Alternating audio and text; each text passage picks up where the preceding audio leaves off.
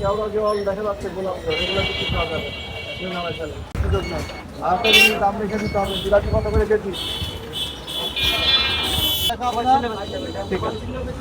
অর্থাৎ আপনার মৌখিক ডিক্লারেশন থাকে, দেখলাম তো আপনি ভেতর থেকে বের করবেন।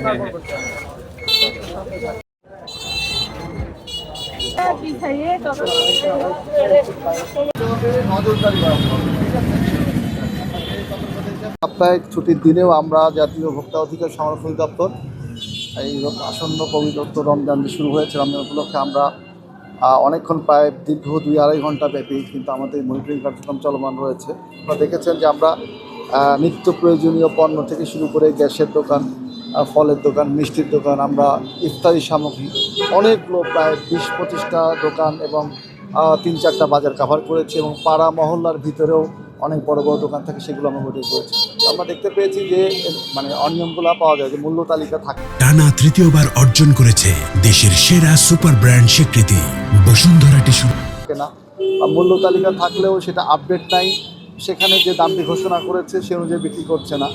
আমি যদি উদাহরণ হিসেবে বলি, কোনো কোনো দোকানে আমরা দেখেছি যে ফলে দেখা যাচ্ছে একটা আঙ্গুরের দাম লিখেছে এত টাকা, তো বাস্তবে বিক্রি করছে তার চেয়ে অনেক বেশি। তো এই জন্য এক্ষেত্রে ভোক্তাদেরও সচেতন হতে হবে, মূল্য তালিকা দেখেই তাদেরকে কেনাকাটা করতে হবে, যাচাই বাছাই করে। এখানে আমরা একটা মেয়াদ উত্তীর্ণ পণ্য পেয়েছি, তাকেও সতর্ক করেছি। ফলের দোকানেও চার্ট আছে কিনা সেটা মনিটর করেছি, মেয়াদ উত্তীর্ণ পণ্য বিক্রি করছে কিনা।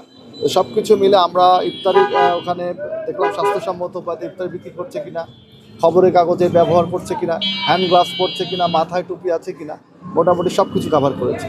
তো রমজানের পবিত্রতা বজায় রেখে ব্যবসা বাণিজ্য করতে হবে, সেই বিষয়ে আমরা পরামর্শ দিয়েছি এবং ভোক্তারা যাতে না ঠকে বা ডিপ্রাইভ না হয় সেই জায়গাটা প্রতিরোধেই মূলত আমাদের এই অভিযান।